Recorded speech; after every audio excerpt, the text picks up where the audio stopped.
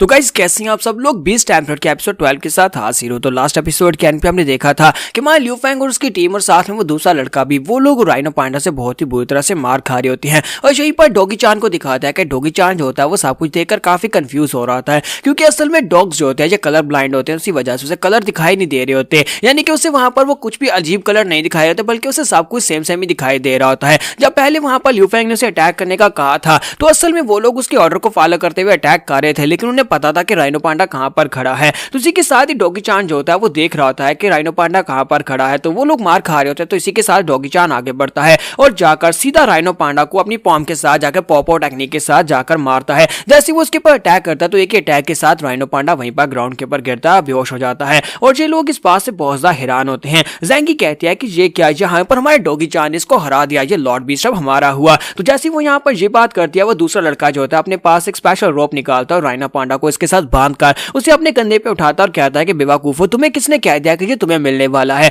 और वो वहां पर से भाग जाता है। तो ज़ेंगी कहती है कि अब हम लोग क्या करेंगे, वो कमीना तो हमेशा यहाँ पर धोखा देकर भाग रहा है। लियू फेंग कहता है कि हमें उसका पीछा करना होगा। जैसे ये लोग उसके पीछे पहुंचते हैं तो उसी के साथ ही वो लड़का जो होता है अपने पास से डैंडलियन एक स्पेशल बीस्ट को निकालता है, डैंडलियन जो कि उड़ सकता है, वो उसको निकालता है और साथ ही उसको एक्टिवेट करता है, जिसके साथ वहां पर उड़ना शुरू कर देता है और उस केव के अंदर से उड़कर बाहर निकल जाता है। तो वो लोग कहते हैं कि अब हम लोग क्या करेंगे, हमारा लॉर्ड बीस्ट वो लेकर चला गया, वो हमारे हत्थे से निकल गया है और उसके पास तो यहाँ पर एक फ्लाई करने वाला बीस्ट भी था। इसके साथ ही ज़ेंगी जो होती है वो अपने ग्रैंड मास्टर से कहती है, ग्रैंड मास्टर आपको नहीं लगता कि उसने यहाँ पर जिस स्पेशल रोप को यूज किया था वो रिस्ट्रेनिंग ब्रिडल थी। तो सिस्टर जुई कहती है कि ये रिस्ट्रेनिंग ब्रिडल क्या होती है। तो इसी के साथ वो उसको बताते हैं कि रिस्ट्रेनिंग ब्रिडल जो होती है एक ऐसी चीज होती है, एक ऐसी रोप होती है जिसके दोनों एंड के ऊपर स्पेशल क्रिस्टल्स लगे होते हैं, जो कि किसी भी किस्म के बीस्ट को बाइंड करने के लिए होती हैं। इस तरह के स्पेशल ब्रिडल्स होते हैं सिर्फ और सिर्फ हाई क्वालिटी के हंटर्स यूज करते हैं। इस तरह इसने यहाँ पर इस ब्रिडल को यूज किया है। मुझे लगता है कि ये उस फैक्शन का मेंबर हो सकता है जिसे फ्री फैक्शन कहा जाता है। तो ग्रैंड मास्टर बहुत ज्यादा गुस्सा हो जाती है और कहते हैं क्लैन ऑफ फ्रीडम के लोग जो है ये सारे के सारे बहुत ज्यादा करप्ट हैं, वो हमेशा इसी तरह के काम करते हैं। पहले भी इस तरह के बहुत सारे कामों में उनके नाम आ चुके हैं। वो लोग बीस्ट को चोरी करते हैं और बीस्ट को चोरी करके ब्लैक मार्केट में जाकर उनको बेचते हैं और वो लोग बहुत ही बुरे हैं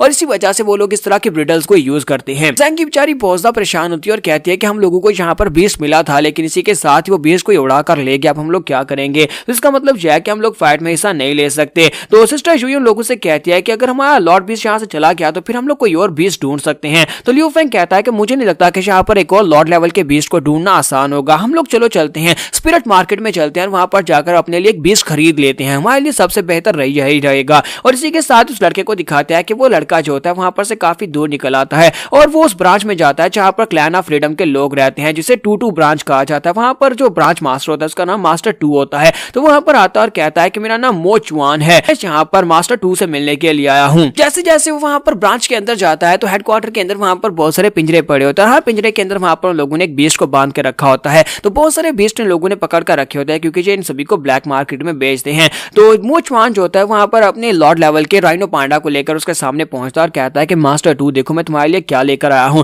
तो मास्टर 2 से कहता है कि तुमने बहुत ही अच्छा काम किया है, मैंने ये तो नहीं सोचा था कि तुम यहाँ पर एक लॉर्ड लेवल के बीस्ट को पकड़ कर ले आओगे, लेकिन ये बहुत ही अच्छी बात है कि मैंने यहाँ पर तुम्हें रिस्ट्रेनिंग ब्रिडल दे दी थी जिसकी मदद से तुम इसे लेकर आ पाए हो। और इसी के साथ ही वो कहता है कि मुझे बताओ क्या तुम हमारे क्लैन को ज्वाइन करना चाहते हो। तो वो कहता है कि बकवास बंद करो, मैं यहाँ पर तुम्हारे क्लैन को ज्वाइन नहीं करना चाहता, बस मुझे यहाँ पर मेरी आइस फॉक्स दे दो। तो वो कहता हाँ क्यों नहीं, और इसी के साथ वो ताली बजाता है। जैसे वहां पर ताली बजाता है तो उसकी आइस फॉक्स को उसके सामने लाया जाता है। तो इसके पास 2 फॉक्स थी, एक फायर फॉक्स थी और एक आइस फॉक्स थी, दोनों जुड़वा फॉक्सेस थी। तो इसी के साथ ही फायर फॉक्स भागती हुई जाती है और जाकर उसके पास पिंजरे के पास जाकर खड़ी हो जाती है। तो हमारा मो चुआन भी भागता हुआ जाता है और जाकर आइस फॉक्स से कहता है कि मैं तुम्हें यहाँ पर से निकाल लूंगा, मैं तुम्हें बचाने के लिए आया हूँ। जैसे वहां पर पिंजरे के पास जाता है इसी के साथ एक रिस्ट्रेनिंग ब्रिडल जो होती है उसकी फायर फॉक्स के साथ लिपट जाती है और उसको पकड़ लिया जाता है। तो मो चुआन चलाकर कहता है कि मास्टर 2 इस बात का क्या मतलब है। तो वो इसे कहता है कि तुम्हें क्या लगा था कि मैं यहाँ पर इतनी आसानी से तुम्हें फायर फॉक्स को भी ले जाने दूंगा और इसके साथ साथ आइस फॉक्स भी तुम्हें वापस दे दूंगा। आइस फॉक्स तो पहले मेरे पास थी, असल में मेरी नजर तुम्हारी फायर फॉक्स के ऊपर भी थी। कि मो चुआन उसे कहता है कि मैं तुम्हें मार डालूंगा, तुम कमीने घटिया इंसान कहेंगे, तुमने मुझसे झूठ बोला। इसी के साथ ही ग्राउंड के अंदर से एक बड़ा सा बीस्ट निकलता है, एक शैडो बीस्ट निकलता है और मो चुआन को वहीं पर ग्राउंड के ऊपर पटक देता है। तो उसे कहता है कि बेवकूफ कहेंगे, हम लोग यहाँ पर किसी ऐसे को ऐसे इतनी आसानी से कैसे छोड़ सकते हैं, तुम हमारे लिए काम कर रहे थे, तुम्हारा बहुत बहुत शुक्रिया। तुमने यहाँ पर अपने दोनों फायर फॉक्सेस भी हमें दे दिए, फायर और आइस फॉक्स, और साथ ही तुम यहाँ पर हमारे लिए एक लॉर्ड लेवल का बीस्ट भी ले आए और तुम्हारे जैसे कचरे को हमारे क्लैन ऑफ फ्रीडम को ज्वाइन करने की इजाजत नहीं है, इसलिए दफा हो जाओ वरना यहीं पर मरोगे। तो यहाँ पर से नेक्स्ट सीन जो होता है अगले दिन का दिखाया जाता है जहाँ पर स्पिरिट बीस्ट की मार्केट होती है। तो हमारा लियू फैंग और उसके साथी जो होते हैं मार्केट में पहुंच जाते हैं। तो वो लोग सोच रहे होते हैं कि हम लोग यहाँ पर आकर अपने लिए बीस्ट खरीद सकते हैं। तो उनके ग्रैंड मास्टर उनसे कहते हैं कि हमारे पुराने ग्रैंड मास्टर ने बहुत सारा पैसा हमारे लिए छोड़ा है, जिसकी मदद से हम लोग यहाँ पर इस मार्केट में बीस्ट खरीद पाएंगे। लेकिन वह लियू फैंग को तो पता होता है कि वो ब्रोक है, और इसी के साथ ही ग्रैंड मास्टर जाती है शॉप ओनर के सामने जाकर उस अपने स्पेशल पासवर्ड को बताती है। तो वो कहता है कि नहीं, हमारे पास 1 रुपया भी नहीं है, तुम्हारे ग्रैंड मास्टर कुछ भी छोड़कर नहीं गए। और इसी के साथ ग्रैंड मास्टर रोना शुरू कर देती है और कहती है कि ऐसा कैसे हो सकता है। तो लियू फैंग लोगों से कहता है कि ज्यादा परेशान होने की जरूरत नहीं है, मुझे याद है मेरे पास कुछ पैसे हैं, मैं अपने पैसों को यहाँ पर यूज करके तुम्हारे लिए बीस्ट खरीद सकता हूँ, मैं वो लेकर आता हूँ, मेरे पास यहाँ पर किसी के पास से पैसे उधार लेने हैं।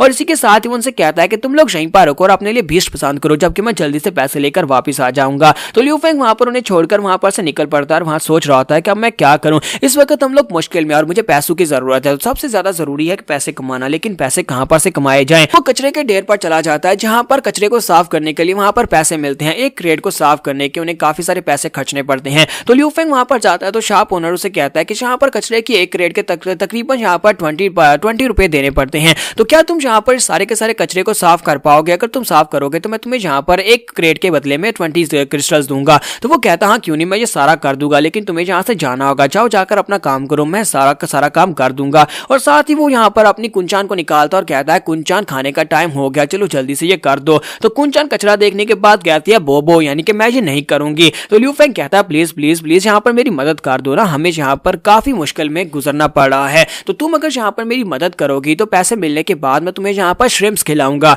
तो इसी के साथ ही वो उसकी मदद कर देती है। तो नेक्स्ट सीन फिर से वापस का दिखाया जाता है, जब वो लड़कियां वहां पर आगे बाजार में घूम रही होती हैं, वहीं पर वो नोटिस बोर्ड के पास से गुजरती हैं। तो जब वो नोटिस बोर्ड के पास से गुजरती है तो ज़ैंगी कहती है क्या तुम लोगों ने यहाँ पर देखा, ये देखो, क्या तुम्हें इसकी शक्ल जानी पहचानी नहीं लग रही? तो वो लोग जब वहां पर नोटिस बोर्ड के ऊपर देखते हैं तो वहां पर लियू फैंग की पिक्चर होती है, साथ उसका डॉगी चान और पौधा चान, वो तीनों ही वहां पर होते हैं। ये देखकर सिस्टर यूई और सिस्टर ज़ैंगी दोनों ही काफी ज्यादा घबरा जाती है और कहती है क्या क्या यहाँ पर क्या लिखा हुआ है कि ये एक ठरकी है। तो ज़ैंगी सिस्टर यूई से कहती है क्या तुम्हें वाकई में लगता है कि वो एक ठरकी हो सकता है? तो सिस्टर यूई से कहती है कि मुझे नहीं पता, पर मुझे लगता है कि उसने अपनी नेचर को छुपा कर रखा हुआ है ताकि किसी को पता ना चले। इसके साथ ही ज़ैंगी कहती है तो बहुत ही बड़ी मुश्किल हो गई, कल रात को कहीं उसने मेरे साथ कुछ किया तो नहीं होगा, मैंने तो उसे कहा था कि मेरे करीब ही सोना ताकि मुझे डर ना लगे, कहीं ऐसा ना हो कि उसने मेरे साथ कुछ कर दिया हो। तो ग्रैंड मास्टर जो होती है वो चुपचाप वहां पर खड़ी होती है, क्योंकि उस बेचारी को तो पता होता है कि वो पहले उसको गले लगाकर उसके साथ प्यार जता चुका है। वो वहां पर सोच रही होती है कि ये पोस्टर के ऊपर जो कुछ लिखा है मुझे लगता है ये सच हो सकता है। तो ग्रैंड मास्टर उन लोगों से कहते हैं कि मुझे लगता है कि व्हाइट पैलेस के लोगों को कोई गलत फहमी होगी,